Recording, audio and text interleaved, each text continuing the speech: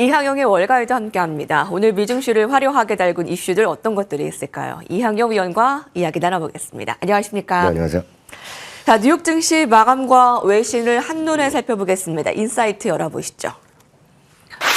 상승 랠리에 대한 부담감 오늘 느꼈죠. 다시 시작된 주가 조정에 대해 살펴보겠습니다. 오늘 미증시가 급제동이 걸렸습니다. 시장 흐름 체크해 주시죠. 네, 주시장이 이제 3일째 오늘 좀 하락세를 보여주었습니다. 실제로 그 S&P 500 기준으로 보면 어제까지 이틀 연속 하락했거든요. 근데 이틀 연속 하락한 것이 우리 시청자분들은 아마 기억도 못 하실 것 같고 저도 사실 깜짝 놀랐는데 9월 이후에 거의 처음으로 이틀 연속 하락한 거거든요. 그만큼 그동안에 쉼 없이 거침없이 반등했죠. 특히 9월과 10월은 상대적으로 좀 부진했던 달이라고 다들 알고 계셨잖아요. 그럼에도 불구하고 신고가 랠리가 계속 이어진 것 자체가 일단 부담이었다라고 좀 이해를 하셔도 큰 문제는 없다라고 보여지고 있습니다. 여하튼 오늘 같은 경우에는요. 9월 이후 처음으로 3일째 오늘 하락하는 모습을 보여주었는데 가장 큰 것은 역시 주시장이 부담이 되는 금리의 상승세가 오늘까지도 이어지고 있다는 거죠.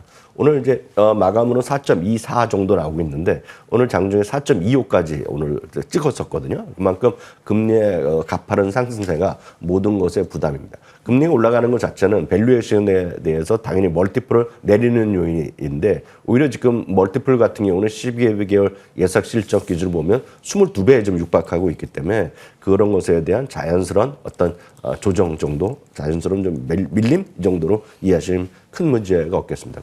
더군다나 최근 들어서는 2025년에 뭐 큰일 날 수 있다. 앞으로 10년 동안 주시장이 올릴 것이 없다. 뭐 이런 얘기 많이 들으셨잖아요. 그런 것들에 대한 잠재적인 부담 심리도 시장에 분명히 있었을 거라고 보여지고요. 네. 가장 큰 것은 역시 대통령 선거를 앞둔 불확실성이죠. 어제도 보여드렸던 그림 다시 한번 보여드리겠는데요. 늘 말씀드리지만 2주를 앞두고 시장에서의 변동성이 커졌다. 특히 전체적으로 보면 최근 1950년 이후에 대통령 선거 전에 2주 전도 분명히 오르긴 올랐지만 최근 두 번은 보시다시피 마이너스 났거든요. 그리고 2000년 이후에 보면 전체적 평균이 마이너스 나기 때문에 이런 것들에 대한 부담감도 분명히 작용할 수 있다라고 보여지고 있습니다. 그래서 보면 10월 말이 10월 중순부터 하순이 가장 안 좋았던 상순하순 나왔을 때 1년에 24번 중에 세 번째로 안 좋은 거였는데 바로 지금을 지나가고 있는데 생각보다 좀 괜찮았거든요. 그에 대한 어떤 역사적 어떤 시기적 특성도 분명히 있다라고 보셔야 되겠습니다. 변동성 지수가 계속 20포인트를 기준으로 왔다 갔다 하고 있는데 오늘은 다시 20포인트에 바짝 다가선 그런 모습입니다. 참고적으로 변동성 지표는 20이 좀 넘으면 좀 상당히 좀 걱정된다라고 보셔야 되겠고요. 20 이하는 뭐 큰 문제는 없다. 다만 방향성이기 때문에 좀 그런 움직임이 있었다라고 보셔야 되겠습니다. 오늘 같은 경우 흔히 얘기하는 매그세븐이 다 떨어졌죠. 실제로 시가총액 상위 12주식 중에서는요. 올라간 것이 하나도 없겠고요. 조금 넓혀서 22건 바깥으로 가면 월마트가 시가총액 11번째인데요. 11등인데 월마트가 올라간 정도, 그리고 마스터카드가 좀 올라간 정도, 코스코가 뭐 약간 올라간 정도, 이 정도 제외하고는 전부 다 오늘 하락한 모습을 보여줬고요. 예. 그리고 한번 준비해봤는데 시가총액 상위 주식만 제가 히트맵을 한번 보여드렸는데 준비했는데 전반적으로 보면 다시 뻘겋지 않습니까? 그게 오늘 정규장의 모습이었다라고 보셔야 되겠습니다. 오늘 이런 시장의 역할한 거는 뭐 여러 가지 금리도 있겠지만 또 가장 중요한 역사는 역시 뭐 애플 소식이 되겠습니다. 애플은 항상 뚜껑을 열려봐야지 모든 것이 얘기가 나오는데 매번 지난주에는 또 우리 보여드렸지만 파이낸셜 타임즈에서 오히려 지금 상반기 처음에 시작에 아주 판매가 좋다고 얘기했는데요. 지금 또 한 명의 이제 역시 스타급의 CEO가 되겠는데요. 이분은 지금 아이폰의 16에 그 생산을 내년 상반기까지 해서 1000만 대 정도를 기존보다 좀 줄인다라고 지금 쉽게 해서 공급업체들한테 애플이 얘기했다는 얘기를 하고 있습니다. 물론 이런 것에 대해서 애플은 한 번도 오늘도 이번에 확인을 안 해주고 있는데요. 여하튼 내년 상반기까지 해서 생산을 1000만 대 정도 줄였고 그러다 보니 자기가 보통 그 기존의 판매 수치도 좀 목표 주가를 내려놨습니다. 가장 이분이 얘기하는 것은 이분도 장기적으로 보면 AI와 관련돼서 온 디바이스를 장착한 기기는 애플이 가장 유망하다는 얘기를 오늘도 확인하고 있습니다. 네. 다만 이분이 얘기하는 것은 소위 애플 인텔리전스를 어저께도 말씀드렸습니다. 애플 인텔리전스가 우리 시청자분들도 그리고 저도 마찬가지 이번에 나오면 한국에서도 다 쓸 수 있을 거라고 생각했었잖아요. 근데 말씀드렸다시피 우리나라는 언제 할지 아직 모릅니다 지금요. 예. 그리고 실제로 보면 아이폰 15 프로 작년 것부터 해당이 되는 거가 드디어 이제 다음 주에 iOS 18.1이라는 걸 하면서 미국에서 미국 영어가 이번에 처음 되는 거가 되겠고요. 올해 연말까지 해서 영국, 캐나다, 호주로 확대되고 그 외에 뭐 중국어라든가 스페인, 중국어까지 모르겠죠. 스페인어 이런 것들이 아마 내년을 얘기를 하고 있고 그 다른 국가는 순차적으로 한다는 얘기이기 때문에 이게 시기적으로 아직 아니라는 얘기입니다. 그렇기 네. 때문에 이분은 아이폰 16의 지금 시리즈가 AI에 관련해서 인텔리전스 때문에 엄청 팔릴 거라는 그런 주장은 자기는 인정 못한다는 얘기를 하고 예. 있다는 겁니다. 그렇기 때문에 지금 수요가 상대적으로 지연될 수 있다. 그 얘기를 하고 있다라고 보셔야 되겠고요. 주가 하락의 원인이었죠, 오늘 애플이요. 네, 맞습니다. 그리고 이제 그러다 보니 뭐 다른 것도 엔비디아가 뭐 특별한 문제가 있는 것 때문에 다 떨어진 그런 오늘 하루라고 보셔야 되겠고요.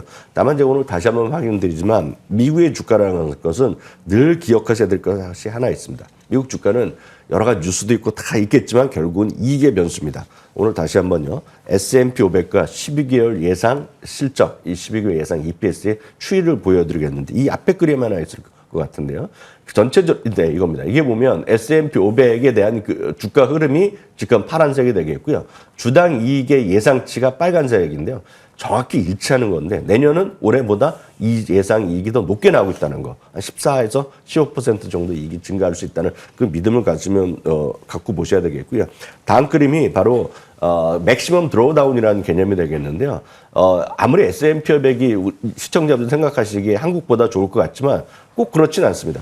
미국 주식도 결국은 주가는 움직일 수밖에 없는 거가 되겠고요. 항상 생각하셔야 될 것이 S&P 500을 여러분들이 어느 정도 하락을 각오해야 되냐면 네. 평균적으로 1980년에 보면 연중 최대 하락폭이 14.2%라는 것은 아니 그냥 진리입니다. 진리. 14.2% 정도는 언제라도 고점 대비 떨어질 수 있다라는 그런 생각을 갖고 하시면 뭐 지금 오늘 1%, 2%, 3일 떨어진 거는 제가 봤을 때 뭐 아무것도 아니다라고 이해하시면 되겠습니다. 예.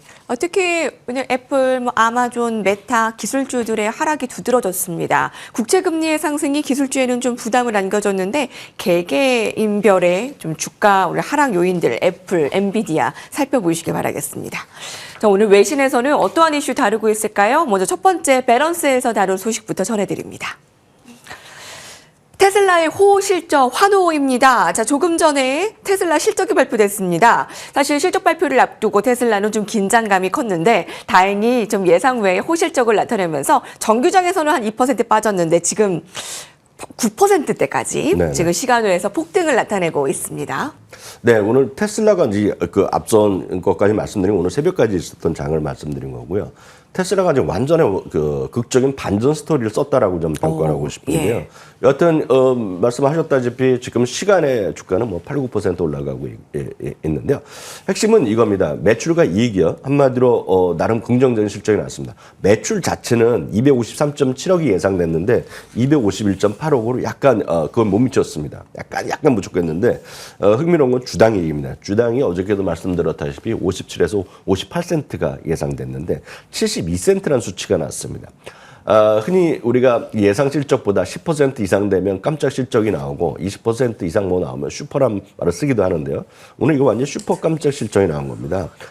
비탄율, 그러니까 예상치보다 더 높아진 수치가 22%를 더 상향해서 그 이익을 찍었는데요. 이제 완전히 깜짝 실적이 났습니다. 이것은 2년 만에 최대폭으로 그 맞춘 거가 되겠는데요.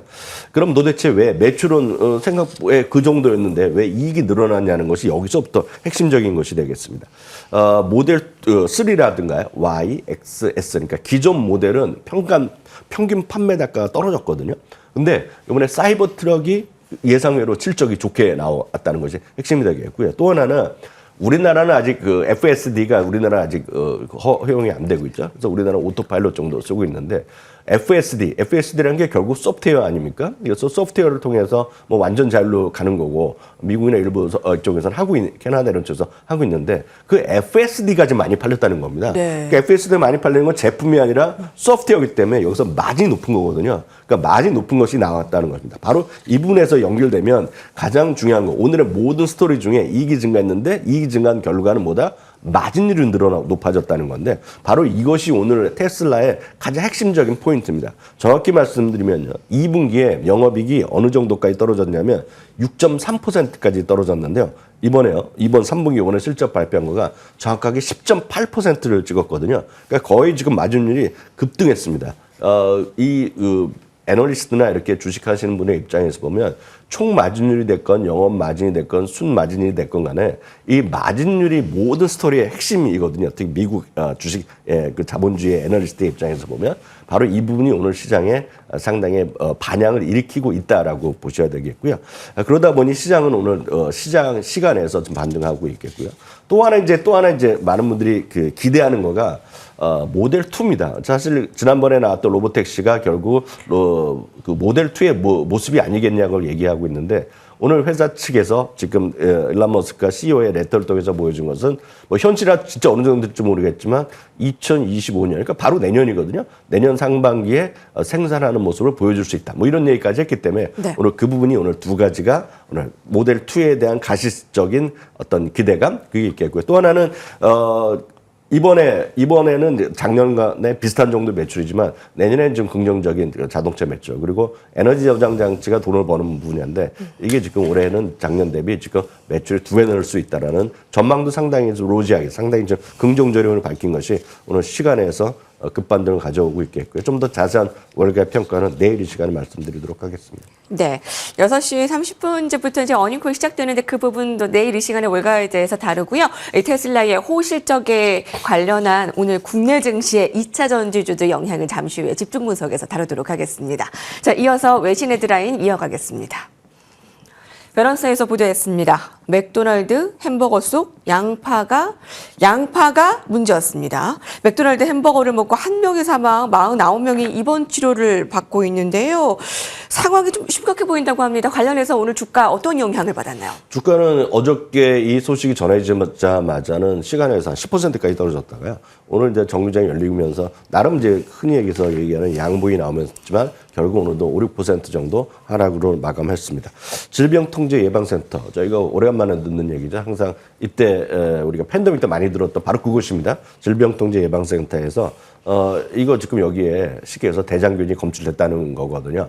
그래서 대장균이 그럼 어디서 나왔겠냐만 찾아보니까 네브라스카 쪽에 있는 그런 쪽에서 이제 몇 군데서 발견됐다는 건데 그래서 보면 우리나라에서도 뭐 일단 브랜드들이 있겠지만 미국에 있는 그 몇 개 주에서 2개 주에서 일단 발병이 된 건데 쿼터 파운더 햄버거에서 대장균이 검출된 것이 확인했고 이거에 대해서 좀 더 자세한 얘기는 이번 주 말에 발표한다고 하니까 좀 보셔야 될 것 같습니다. 다만 이것이 확산되고 그러면 많은 분들이 그렇지 않습니까?